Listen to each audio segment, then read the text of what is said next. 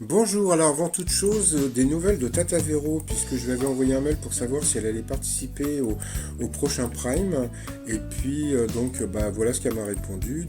Bonjour Claude, mon mari est devenu aphasique et j'ai dû chercher une orthophoniste disponible et pas trop loin de notre domicile, ce qui semble aussi compliqué que d'obtenir un rendez-vous chez l'ophtalmo.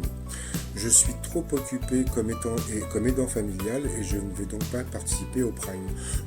Voilà, c'est peut-être pour ça qu'on ne la voit pas donc, dans les images des sélections. Mais bon, j'espère un jour pouvoir l'interviewer par téléphone pour avoir de ses nouvelles en dehors des problèmes de son mari.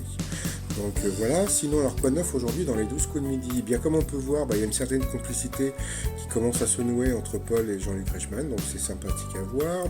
Paul toujours là, toujours aussi souriant. Au coup d'envoi, donc il a eu cette question, quelle île très touristique est située à 200 km de la Réunion? Donc bien sûr c'était le Maurice.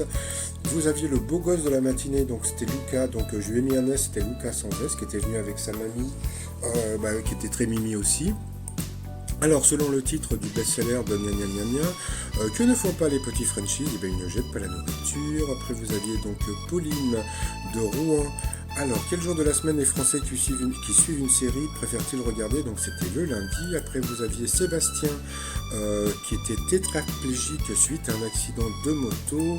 Au Royaume-Uni, pourquoi une femme de 104 ans a-t-elle dernièrement été arrêtée par la police? Parce que voilà, vous voulez se faire un petit kiff comme ça, donc c'est assez mini.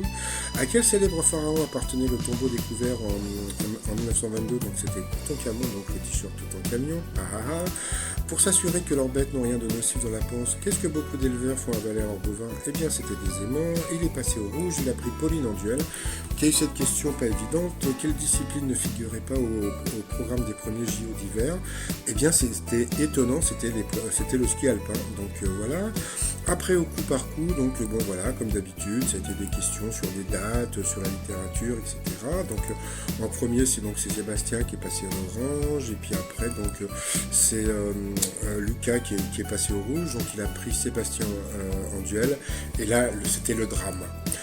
Le drame, façon de parler, c'est-à-dire que voilà, ce qui va se passer, vous allez en entendre partout, c'est-à-dire que je suis sûr que dans TPMP, ils vont en parler, la presse People, tout le monde va en parler, ça va être la boulette de l'année, comme je